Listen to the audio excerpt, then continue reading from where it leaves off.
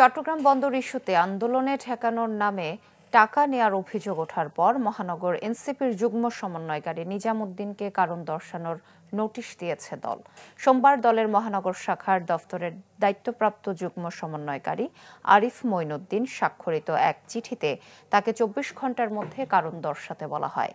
রোববার বিভিন্ন মাধ্যমে ছড়িয়ে পড়া এক ভিডিওতে দেখা যায় এনসিপি নেতা নিজামুদ্দিন চট্টগ্রাম বন্দরের টার্মিনাল অপারেটর সাইফ পাওয়ার টেকের বিরুদ্ধে চলা আন্দোলন বন্ধ করতে ১০ লাখ টাকা ঘুষ চাইতে বলেন। যদিও এটিকে পুরনো ভিডিও দাবি করে তাকে রাজনৈতিকভাবে কোণঠাসা করতে ছড়ানো হয়েছে বলে দাবি করেছেন নিজাম।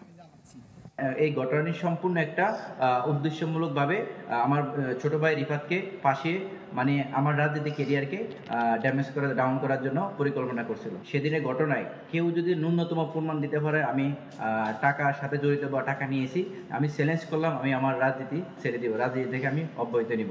সেটা সুষ্ঠু তদন্ত, নিরপেক্ষ তদন্ত করে আমি মনে করি যে প্রকৃত দোষী, প্রকৃত যারা অপরাধী তাদেরকে কি উন্মোচন করা হোক।